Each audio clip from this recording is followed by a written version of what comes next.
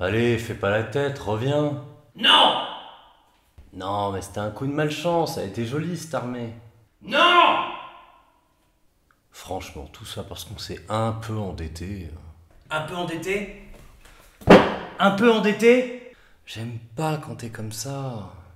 On a triplé nos impôts, engagé la totalité de notre élite militaire, détérioré toutes nos relations diplomatiques et tout ça pour que tu me crées une armée que t'es allé me gâcher sur un coup de tête dans une bataille que tu pouvais pas gagner.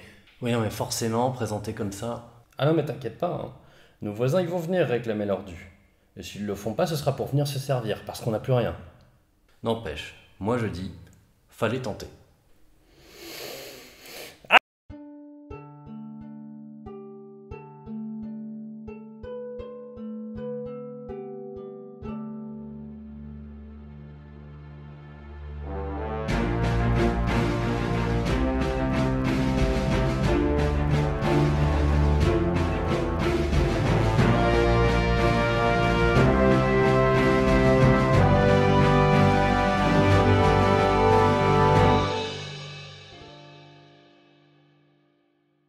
Aujourd'hui, nous allons parler d'une bataille un peu particulière pour pouvoir aborder la notion même de bataille comme appartenant à un tout. Si jusqu'alors nous nous sommes habitués à contextualiser afin de comprendre la raison des combats ainsi que leurs conséquences, ici je vous propose d'aller un petit peu plus loin. En fait, nous allons ici ensemble détricoter l'objet bataille pour mieux le questionner et essayer de voir pourquoi il est un objet si aisé à comprendre, mais aussi pour montrer tout ce qu'il cache en focalisant notre attention sur lui. En bref, nous allons essayer de voir quel effet a l'idée même de penser les combats comme résolus à travers la bataille. Donc aujourd'hui, nous allons parler de la bataille de l'Oued El Makazine, aussi appelée bataille d'Al-Qasr Kibir ou bataille des Trois Rois. C'est la bataille parfaite pour parler des effets de l'idée de la bataille. Isolée, aux résultats très clairs, avec des acteurs aux volontés définies et surtout aux conséquences dantesques. Cette bataille a opposé les Portugais aux Marocains en 1578 et comme d'habitude ici, il convient de parler du contexte. Mais pour cette fois, nous allons tenter d'aller un peu plus loin en présentant ces acteurs et en élargissant notre compréhension de ces enjeux. Et nous allons commencer par le sultanat du Maroc. Pour comprendre la raison officielle du conflit, il va nous falloir parler de dynastie. C'est pas trop ma tasse de thé, mais là je dois bien admettre qu'on doit y passer. Le sultanat du Maroc est alors dominé par la dynastie saadienne, qui en a à peu près terminé dans sa lutte de pouvoir contre la dynastie ouattacide. Et la règle de succession saadienne est un peu particulière. À la mort du souverain, ce n'est pas son fils, mais le doyen de la famille qui doit récupérer le titre. Ça a l'intérêt de mettre la personne la plus expérimentée sur le trône, mais ça crée aussi quelques tensions dans les fratries. À la mort de Mohamed El-Cheikh en 1557, ce dernier n'ayant pas de frère, c'est son fils aîné qui récupère le pouvoir, Abdallah El-Ghalib. Ce dernier a 3 frères, et préférant voir la couronne passer entre les mains de son propre fils, il cherche à les tuer. Ces derniers fuient le pays. Ainsi, à la mort d'El-Ghalib, son fils, Muhammad al-Mutawakil, prend le pouvoir avec le soutien d'une partie de la noblesse de Fès. Mais une partie seulement, car selon la règle saadienne, c'est à son plus vieux frère de lui succéder. Or, il en a encore 2 bien vivants. C'est donc Abd-el-Malek qui devrait être le nouveau sultan du Maroc. Ce dernier, avec une aide des Ottomans, sur laquelle nous reviendrons, parvient à renverser al-Mutawakil en 1576 et récupère le trône. Et c'est le cadre de cette dispute de succession qui justifie l'intervention du Portugal. En effet, al-Mutawakil n'abandonne pas l'idée de régner sur le Maroc, bien que sévèrement battu. Il se tourne donc vers l'Espagne, puis vers le Portugal. Donc on le voit déjà, en une seule analyse dynastique, on a 4 pays qui y sont impliqués. Il nous faut ici creuser pour en comprendre les causes. Le Maroc, après une phase de division, commence à reprendre pied d'un point de vue économique et technologique. Mais il a 3 voisins quelque peu envahissants. L'Espagne, qui a réussi à prendre quelques ports sur la côte maghrébine, le Portugal, qui tient plusieurs villes marocaines, notamment Ceuta, Tanger et Mazagan, et l'Empire ottoman, qui a mis la main sur Alger et a même tenté d'avancer au Maroc. Ce dernier est donc pris dans le jeu géopolitique d'influence, notamment dans le cadre de l'opposition entre l'Espagne et l'Empire ottoman. Aussi, il n'est pas si absurde de voir Espagnols et Portugais s'inquiéter de la situation au Maroc. Abd-el-Malek a réussi à reprendre le trône avec l'aide des Ottomans. Ce soutien lui a été donné par les Turcs qui avaient quand même une idée d'influence derrière la tête forcément. En échange de cette intervention, Abdelmalek s'était tout de même engagé à donner quelques ports atlantiques marocains aux Ottomans, et ces derniers pouvaient très bien aller jusqu'à une forme d'annexion du pouvoir saadien. Aussi en 1576, la tension est plus que palpable. Nous sommes 5 ans après la bataille de Lépante, et malgré leur victoire, les Espagnols perdent du terrain en Méditerranée. Aussi, la perspective de voir des ports ottomans et donc des flottes dans l'océan Atlantique est une menace assez vitale par rapport à leur commerce. Pour autant, quand Al-Mutawakil vient leur demander de l'aide avec à la clé quelques concessions portuaires, les Espagnols refusent poliment. Si cela peut paraître étonnant à première vue, c'est en réalité le fruit d'une politique réaliste et efficace. En effet, Abdelmalek, une fois à la tête du Maroc, cherche avant tout à assurer l'indépendance de son pays, et cela passe par une mise à distance des Ottomans. Il ne fait donc pas les concessions portuaires promises et s'empresse de payer grassement les troupes ottomanes qui l'ont aidé afin qu'elles s'en aillent. Ces gages, couplés à une diplomatie ouverte et volontaire, permettent à l'Espagne de trouver un terrain d'entente avec Abdelmalek. Ces derniers finissent par signer une alliance défensive. C'est un accord véritablement gagnant-gagnant ici. Le Maroc s'adjoint la protection d'un grand en jouant sur sa concurrence avec un autre puissant, tandis que les Espagnols se rassurent en mettant les Ottomans à distance sans utiliser plus de leurs forces. Car ces dernières sont déjà bien engagées, entre le conflit en Méditerranée qui dure avec les Ottomans et la révolte des Provinces-Unies commencée en 1568, elle aussi gourmande en troupes et en moyens financiers. Du coup, Al-Mutawakil est plus une gêne qu'une aubaine pour la diplomatie espagnole. Ce dernier s'en rend compte assez rapidement et finit par se tourner vers les Portugais. Or, pour ces derniers, la situation géopolitique est tout autre. En 1578, la position des Portugais est très particulière. Ils sont à la tête d'un empire maritime et colonial unique en son genre pour l'époque. En maîtrisant des ports à des positions stratégiques, leurs flottes ont accès au monde entier. Brésil, Afrique, Inde, Indonésie, Chine, l'empire portugais est considéré comme puissant. Mais son apogée est déjà passé et ses contemporains en sont conscients.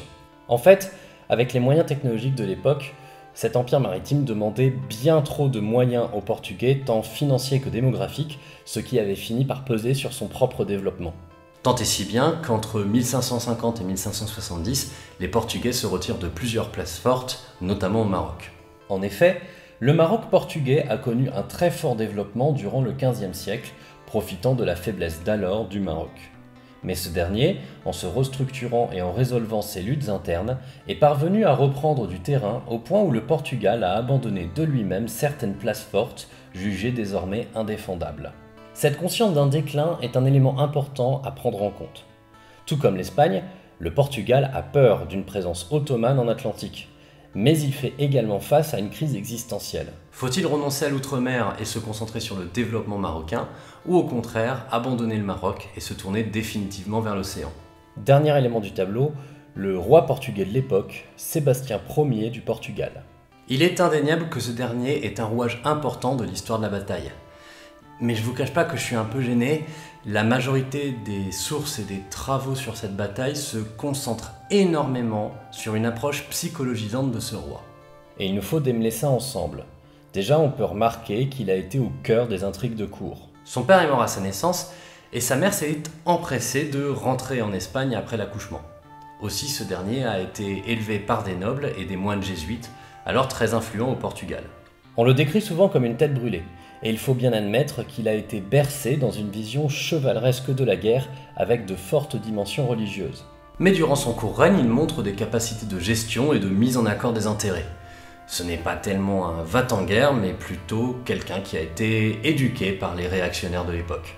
Toujours est-il que ce traitement du roi du Portugal, tant dans les sources que par les historiens, au moins jusqu'au milieu du XXe siècle, rendent difficile l'interprétation et la compréhension de ses actions et de ses décisions.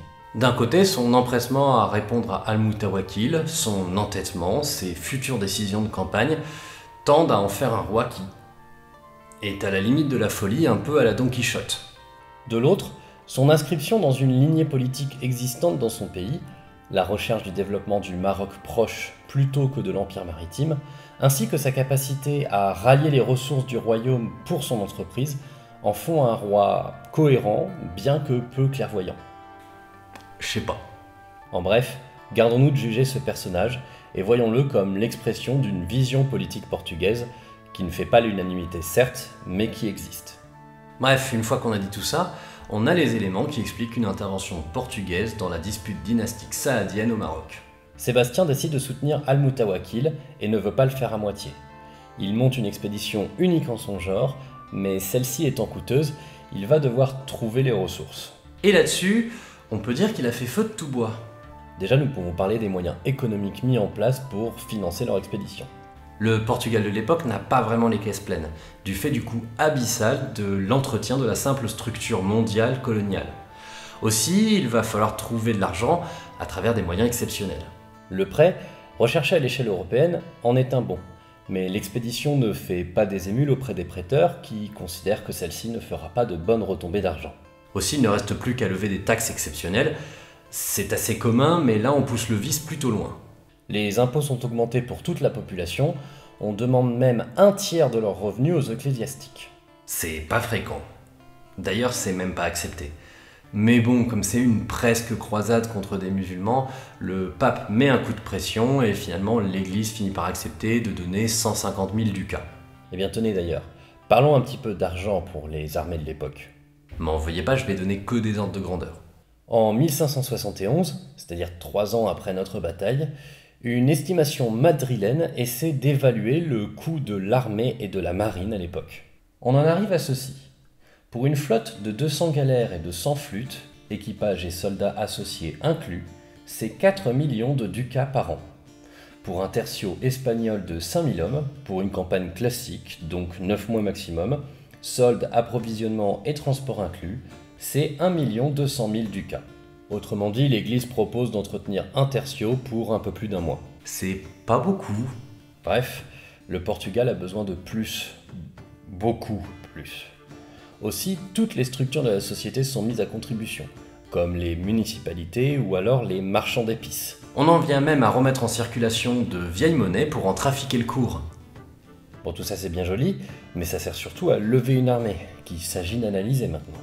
Ah, je vous avais dit qu'on irait dans le détail. Déjà, il y a une dispute. D'un côté, les habitués du Maroc de l'époque, les fronteiros, qui prônent une armée de cavalerie légère, et les européistes, qui prônent une armée à l'européenne avec des tertios et de la cavalerie lourde.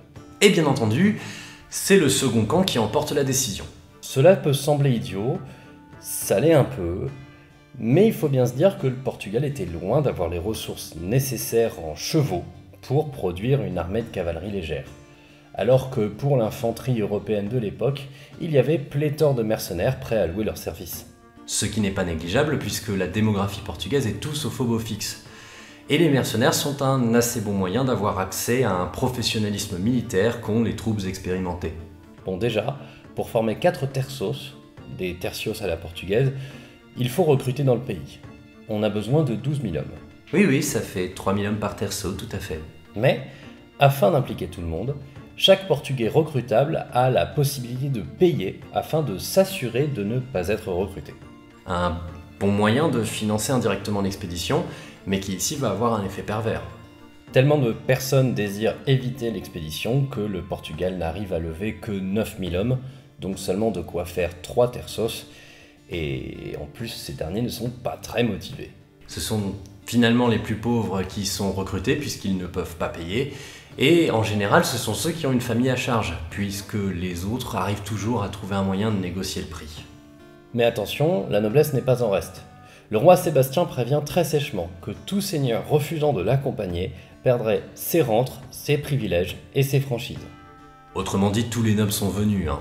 Mais qui dit noble ne dit pas forcément personne assez riche pour financer l'équipement du cavalier lourd de l'époque. Aussi, si la cavalerie lourde a un contingent plus que respectable, c'est tout un terceau de nobles désargentés qui est formé et qui est appelé le terceau des aventuriers. Et pour ce qui est des mercenaires, malgré quelques déconvenues, le Portugal parvient à engager une troupe de 3000 hommes. Cette dernière est dite allemande, mais il y a fort à parier qu'elle était composée de Hollandais et de Wallons principalement. Enfin, et pour terminer, il convient de discuter de 3 racolages du Portugal qui n'ont pas été sans coup diplomatique. Ah, Sébastien, il a son casus belli, il aura son armée. Premier incident, une troupe de 600 soldats italiens fait escale à Lisbonne. Cette dernière est envoyée par le pape pour aider les Irlandais catholiques alors en lutte contre Élisabeth d'Angleterre. Mais comme cette troupe tape dans l'œil de Sébastien, les Portugais font promesse sur promesse pour l'engager dans l'expédition. Les Italiens acceptent. tout simplement. Les Portugais, eux, viennent de détourner des troupes envoyées par le pape. C'est moyen. Deuxième incident, Sébastien souhaitait ardemment que son oncle roi d'Espagne Philippe II Oui, bon, pas exactement son oncle, mais il y a un lien familial non négligeable. participe à son expédition au Maroc.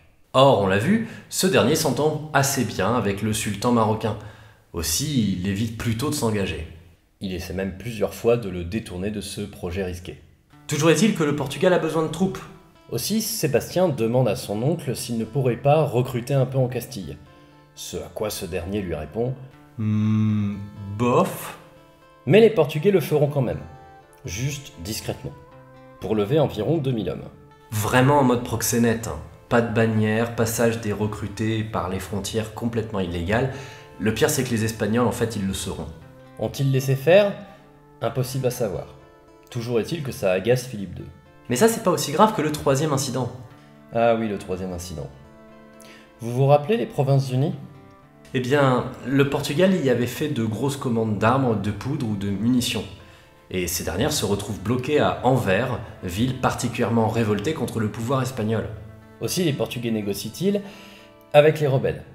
Et ces derniers n'hésitent pas à faciliter le passage des marchandises, et même plus. Juste avec, en échange, un petit soutien diplomatique.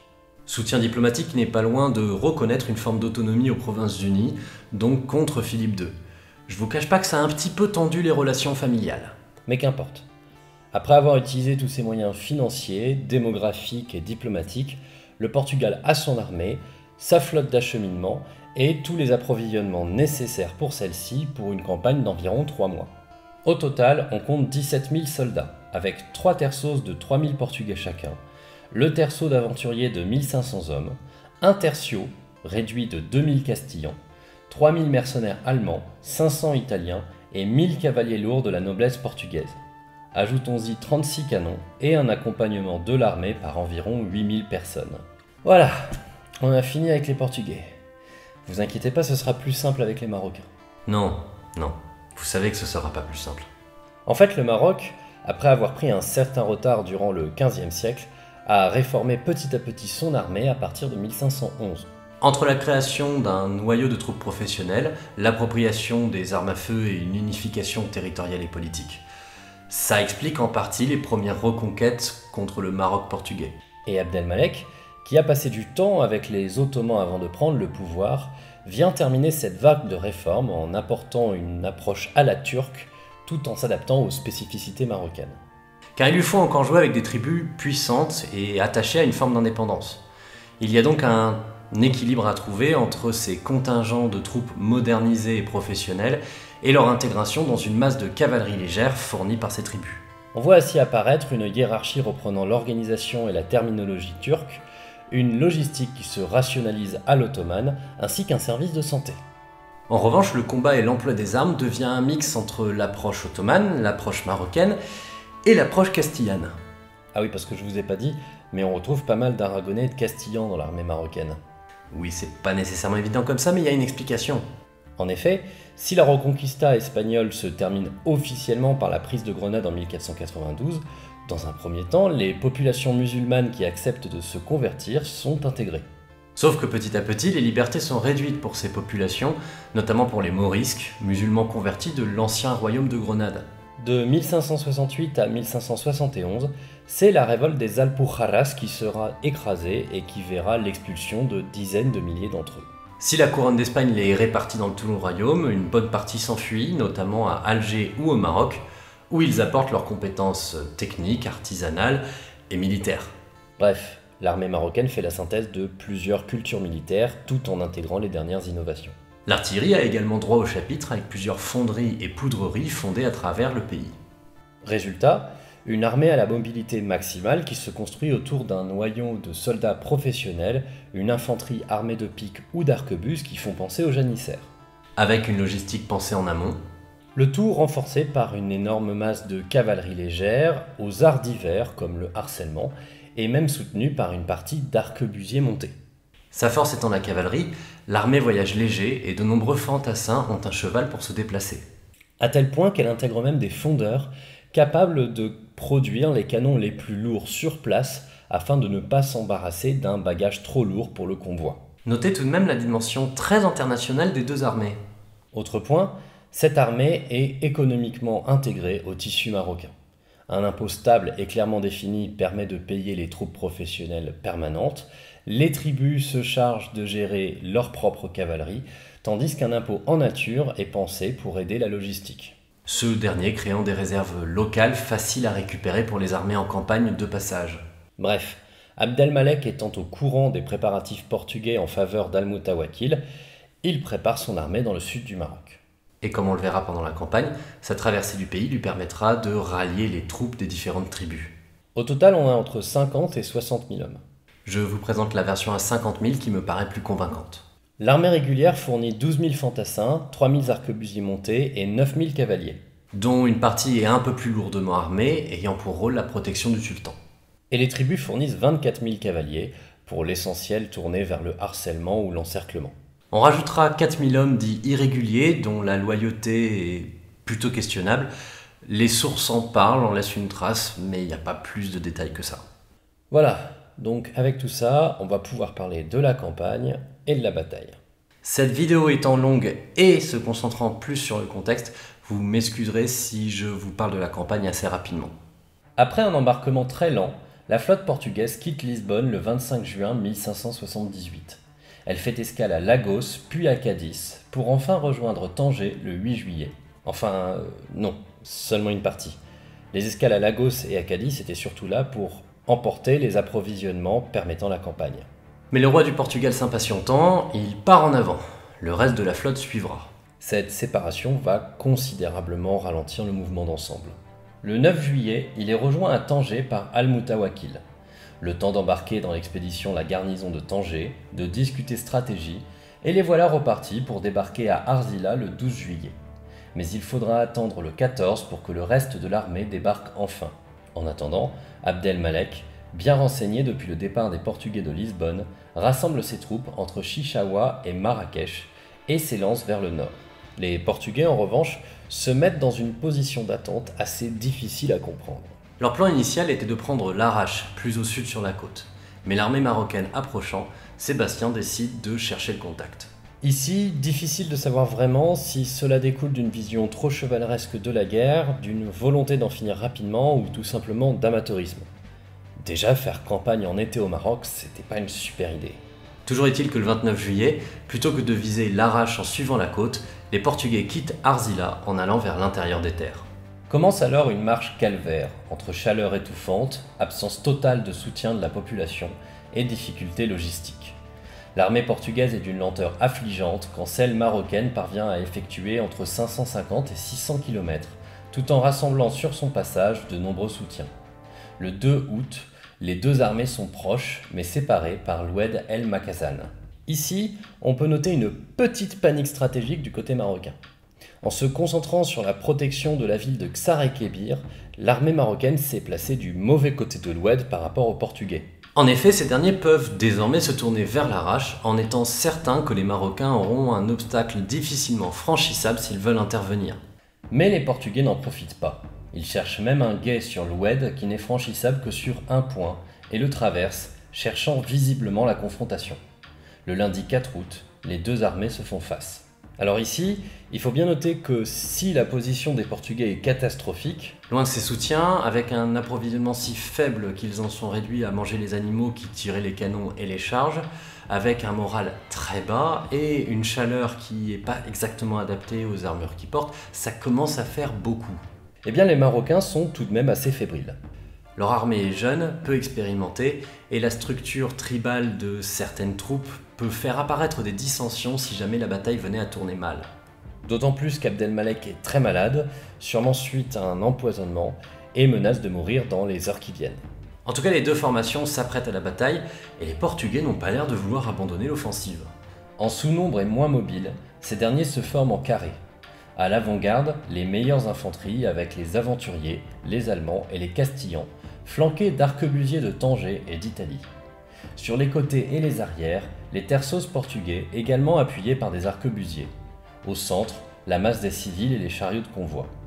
À gauche, la cavalerie la plus lourde avec le roi Sébastien à sa tête devait couvrir le flanc. À droite, un autre détachement de cavalerie lourde avec sur sa droite arrière les troupes locales amenées par Al-Mutawakil. Enfin, l'artillerie est déployée au centre. En face, les Marocains ayant dans l'idée d'encercler leur adversaire et surtout de les couper du seul gué de l'Oued el-Makazan, déploient leur infanterie en croissant inversé et sur 2 lignes. Leurs canons sont placés devant, tandis que la masse de cavalerie est concentrée sur les ailes avec les arquebusiers montés sur la droite. Si la posture portugaise semble défensive, il ne faut pas se tromper. Ce carré est vu à l'époque comme la meilleure synthèse possible entre une volonté offensive d'aller vers l'avant et une capacité de réaction sur tous les flancs. En fait, elle est pensée pour être mobile, loin des carrés régimentaires de l'époque napoléonienne. La bataille commence par un échange d'artillerie sans grand intérêt. Les Portugais avancent doucement tandis que la cavalerie marocaine s'avance, marquant de plus en plus un encerclement à venir. S'ensuit un mouvement offensif par le terços des aventuriers, suivi de la cavalerie de la droite portugaise. Sébastien, de son côté, se décide à charger la droite marocaine et à engager le combat. Alors cette bataille n'est pas vraiment le fruit d'un plan tactique entièrement mûri, surtout du côté des Portugais. Sébastien avait spécifié qu'il prenait le commandement suprême. Aussi, lorsqu'il se lance dans les combats, l'armée ne reçoit plus aucun ordre. On se retrouve dans une bataille où chaque corps se débrouille un peu comme il peut et manque souvent d'initiative. La charge des aventuriers, si elle culbute dans un premier temps l'infanterie marocaine, reste un geste isolé qui manque d'élan. Une fois les rangs reformés, les Marocains contre-attaquent avec leur deuxième ligne contre des troupes isolées du reste de leur armée. La cavalerie censée les soutenir est également coupée des autres corps portugais. Les Marocains montés finissent dans le même temps leur encerclement et commencent à tirailler les terços portugais inexpérimentés et prompts à la panique. Ces derniers protègent mal leurs arquebusiers et en sont réduits à subir le feu marocain. Le cercle se resserre et les Marocains augmentent petit à petit la pression. Les canons portugais finissent même par être capturés, tandis que la cavalerie portugaise à droite comme à gauche enchaîne les charges infructueuses. La panique finit par s'emparer de l'infanterie portugaise, qui perd toute formation et qui, privée de voies de repli à travers l'Oued, se rend ou se fait massacrer. Bon, la défaite est extrêmement claire, l'armée portugaise se vaporise entièrement. Très peu de personnes parviendront à retourner à Arzila.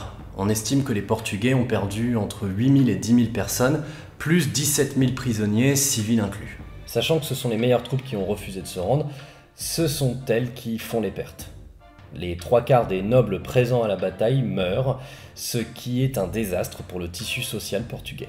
Les Marocains accusent de leur côté environ 5000 morts. Mais il faut tout de même souligner tout de suite qu'il y a un aspect très particulier pour ce qui est des pertes dans cette bataille. En effet, des 3 rois engagés dans la bataille, en ajoutant Al-Mutawakil à Sébastien et à Abdelmalek, aucun ne survit. Abdelmalek, éreinté par la campagne et sa maladie, meurt pendant la bataille. Al-Mutawakil s'enfuit et se noie dans l'Oued. Et quant à Sébastien, on ne sait pas trop. N'ayant visiblement jamais accepté de se retirer, il est certainement mort dans une de ses charges. Son corps ne sera jamais avec certitude retrouvé. Toujours est-il que cette triple mort, au-delà de donner son surnom à cette bataille, dite des 3 rois, elle va avoir des conséquences assez nombreuses. Déjà, du côté marocain, la crise dynastique est de fait résolue, et c'est le petit frère des 2 précédents qui récupère la couronne, un certain Ahmed al-Mansour. Considéré aujourd'hui comme un des monarques majeurs du Maroc et de sa construction moderne. Ce dernier s'empêchera de légitimer son règne en se faisant reconnaître sultan à Fès. Ce qui fera que le Maroc ne profitera pas vraiment de cette victoire. Afin de s'assurer une stabilité intérieure et de continuer à réformer l'État et l'armée, Al-Mansour va même relancer l'alliance défensive avec les Espagnols. Par la suite, son règne s'oriente surtout vers des politiques intérieures ou des conquêtes au-delà du Sahara. Cette victoire donne surtout aux Marocains un prestige nouveau auprès des cours européennes qui commencent à interagir avec eux. Ce qui renforce sa position indépendante vis-à-vis des Ottomans, arrangeant les affaires de l'Espagne. Et du côté des Portugais... Du côté portugais... Eh bien, la perte d'une bonne partie de sa noblesse, son endettement généralisé, tant au niveau public que privé, ainsi que les nouvelles demandes financières afin de pouvoir payer la rançon des 17 000 prisonniers, vont faire rentrer le pays dans une crise sociale et économique assez grave. Les forteresses du Maroc portugais ayant été vidées de leur garnison par la campagne, ils devront même demander en urgence l'envoi de renforts de troupes par les Espagnols, diminuant encore plus leur assise dans la région. Côté prestige, inutile de vous dire que peu de monde y croit en Europe. Et tout cela va prendre une résonance particulière avec la crise dynastique ouverte par la mort de Sébastien. Cette dernière va mettre le pays dans une situation particulièrement chaotique, et tout d'abord du fait de l'incapacité de retrouver le corps du roi défunt. Nombreux sont les Portugais qui ne croient pas à cette mort, et on verra apparaître pas moins de 4 faux Sébastiens jusqu'en 1603. Pourtant, ce n'est pas faute du pouvoir d'avoir tenté de faire accepter cette mort. On peut facilement dénombrer une dizaine d'enterrements symboliques afin de faire accepter la transition et de pouvoir enfin passer la couronne. Couronne qui tombe d'ailleurs entre les mains du dernier membre de la dynastie de Sébastien, le cardinal Don Enrique, âgé de 66 ans. Or, un cardinal, c'est pas censé avoir d'enfant. Et après lui, on sait pas trop. Aussi, son couronnement lance surtout tout un jeu d'intrigues politiques et diplomatiques afin de connaître le futur roi du Portugal. Une bonne crise dynastique en somme. On peut compter 3 prétendants. Catarina de Bragance, Antonio Prior du Prato et Philippe II, roi d'Espagne. Et l'affaire est loin d'être entendue pour Philippe II, un pays comme le Portugal, alors considéré comme puissant, ne se laissant pas mettre sous tutelle par son voisin comme ça. Oui mais voilà, Philippe II, usant de son réseau diplomatique et se plaçant adroitement dans les intérêts des élites portugaises, parvient à prendre le dessus du vivant du cardinal Enrique. Bon, il a aussi menacé d'intervenir militairement. Vu que le Portugal n'avait plus d'armée ni même de nobles pour l'encadrer, c'était un argument à prendre en compte. Ici, il faut voir que l'état de délabrement avancé dans lequel le pays a été laissé, non pas par la bataille en elle-même, mais par les préparatifs de la campagne, ont joué un rôle décisif dans la mise en place de la domination espagnole. Sans armée, sans noblesse, ruinés, désorganisés, ridiculisés, les élites portugaises craignent pour leur empire colonial et commercial. Aussi, accepter de s'unir à l'Espagne, si cette dernière donne des garanties d'autonomie, semble être le moyen le plus sûr de s'assurer un soutien vital contre d'autres intérêts prédateurs comme ceux de l'Angleterre, de la France ou de la nouvelle Province-Unie. Aussi, malgré une tentative de résistance d'Antonio, seulement soutenue par les classes populaires et écrasée manu militari, Philippe II obtient la couronne du Portugal sous le nom de Philippe Ier. Ici, on voit bien que ce sont les élites locales qui acceptent cette union par intérêt. La population, elle, n'a jamais accepté cette mise sous tutelle qui durera 60 ans et qu'on nomme Union ibérique. D'ailleurs, on notera que cette résistance va créer un mouvement sectaire entre messianisme et catholicisme, le sébastianisme. En gros, l'idée selon laquelle le roi Sébastien reviendra pour sauver le Portugal, pour lui redonner son indépendance et sa grandeur. Une forme religieuse nationale particulière qui prendra une certaine ampleur au XVIIe siècle, renforcée par les faux Sébastiens. Et ce courant parviendra même à s'implanter au Brésil au XIXe siècle avec une variation locale, voyant dans Sébastien le futur sauveur du catholicisme monarchique. Cette monarchie venait d'être abattue par un coup d'État républicain et laïque. Bref, conséquence assez lointaine, mais ça arrive. Voilà, je pense qu'on a à peu près fait le tour. Faudrait pas que ça devienne une habitude ces épisodes à rallonge quand même. En plus, t'as même pas de leçon pour nous. Ah, mais si, seulement cette dernière est plus d'ordre historiographique que militaire. Qu'est-ce que tu racontes encore? L'historiographie, pour faire simple, c'est la méthode de l'historien, l'ensemble des sources et de la bibliographie employées pour comprendre l'histoire, que ce soit celle d'un événement ou d'une réalité globale. Mais c'est aussi la manière de raconter l'histoire, la méthode avec laquelle on relie les faits entre eux pour expliquer un événement. Et vous vous en doutez, avec une telle matière, il y aurait beaucoup plus de choses à dire. Ici, on va juste effleurer le sujet. Bon, et c'est quoi le rapport avec le schmilblick? Eh bien, aujourd'hui, nous nous sommes penchés sur plus de détails que d'habitude. Nous avons creusé plus de faits afin de pouvoir relier la bataille à plus de domaines de son époque. Économie, politique, organisation sociale, diplomatie, dynastie. On aurait pu faire un peu plus de religion, mais on en a déjà fait beaucoup. En tout cas, nous pouvons toujours aller plus loin dans la mise en contexte et dans notre travail pour relier ce même contexte à la bataille et en comprendre les conséquences. Bon, viens-en au fait là. Eh bien aujourd'hui, j'aimerais vous transmettre que la bataille, en tant qu'événement, est aussi une vue de l'esprit, un concept qui ne doit pas effacer le reste. Attends, déconne pas non plus, la bataille a bien eu lieu. Ils se sont battus dans un espace et un temps bien définis, et ça a eu des conséquences énormes comme on vient juste d'en parler. C'est vrai, mais cela n'empêche qu'elle ne doit pas non plus devenir l'événement duquel tout a découlé. Et la mort de Sébastien, ça a pas eu de conséquences? Ah si, mais il faut bien se rendre compte que la crise dynastique était déjà bien présente, latente. Un noyau d'olive avalé de travers aurait eu le même effet. Non, tu disais toi-même que le pays était jeté dans un état de délabrement avancé du fait de la campagne. Du fait de la campagne et de sa préparation, la bataille n'aurait pas eu lieu, l'armée du Portugal se serait repliée au dernier moment, que cet État serait toujours là. Et je ne te parle même pas du fait que le Portugal était déjà en train de lâcher prise, en témoignent les difficultés de ce pays à lever les moyens pour pouvoir mener cette expédition. T'es en train de me dire que la bataille n'a aucun intérêt? Pas du tout. Voyons. Je dis simplement que par son pouvoir narratif et son côté résolutif, l'idée de bataille peut sembler séduisante. Et encore plus quand on lui donne un accent épique. N'écoutant que son courage et son honneur, Sébastien s'élance vers la masse énorme de cavaliers marocains. Les Portugais, harassés, accablés, dos au mur, se battent comme les lions malgré tout. Et ce n'est qu'après un combat héroïque... Ah ça, j'ai compris. Mais du coup, l'historiographie, c'est quoi? C'est juste toi qui décides? Ah bah non, c'est un domaine très riche, puisque chaque historien apporte son angle. En fait, l'historiographie, notamment militaire, a son histoire. Oh non. Au XIXe siècle et jusqu'à la fin de la Seconde Guerre mondiale, l'histoire militaire, d'un point de vue historiographique, est très tournée vers l'événement. Elle se concentre sur les batailles et les descriptions techniques des opérations, ce qui a un intérêt certain pour les militaires en formation, mais qui manque de profondeur historique.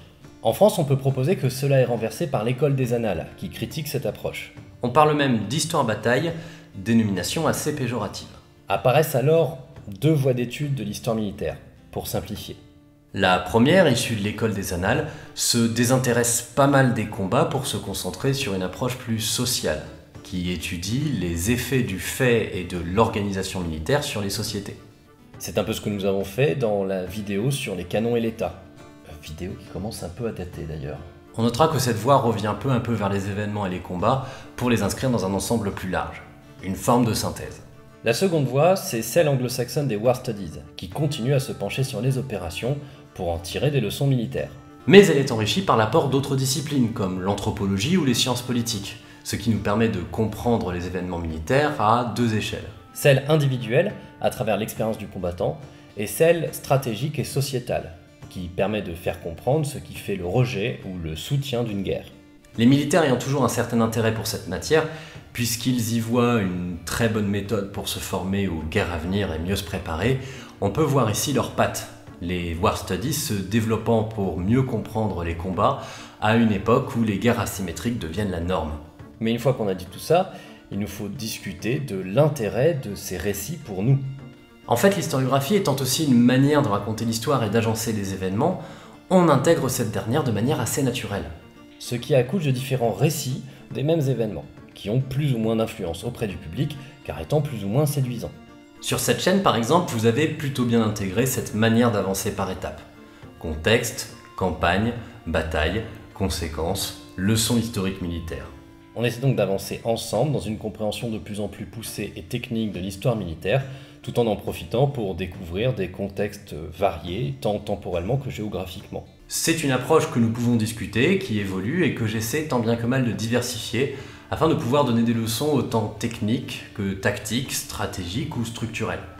Mais vous remarquerez qu'en échange, j'évite de me concentrer sur le détail des opérations ou sur des anecdotes. Bref, cette vidéo est une invitation à toujours avoir une approche critique de la manière dont on vous raconte un événement, tant sur cette chaîne qu'ailleurs. Mais en attendant, tu pourrais résumer, toi, pour la bataille? Tu veux qu'on retienne quoi? Eh bien, je pense que nous pouvons désormais acter que la bataille, en tant que concept et d'événement, ne doit pas cacher le reste de l'histoire. Et il faut toujours garder en tête qu'une bataille vient et s'inscrit dans un tout. Un tout forcément indescriptible dans son entièreté, rendant de fait l'idée de bataille fort utile. Bref, bien que séduisante, une bataille, même aux conséquences dantesques, ne doit jamais vous suffire pour expliquer le cours de l'histoire, dont notre compréhension est en évolution constante. Même si c'est un outil important dont nous nous servons allègrement sur cette chaîne. Et voilà, c'est la fin de cet épisode, j'espère qu'il vous a plu. Ici, nous avons donc un peu parlé d'historiographie, et si ce sujet vous intéresse un peu plus, je pense que nous pourrons développer cette idée. C'est pas comme si j'avais déjà ouvert plein d'autres boîtes, mais ma foi, c'est ouvert. En tout cas, je vous remercie de m'avoir écouté, et je vous souhaite une bonne journée.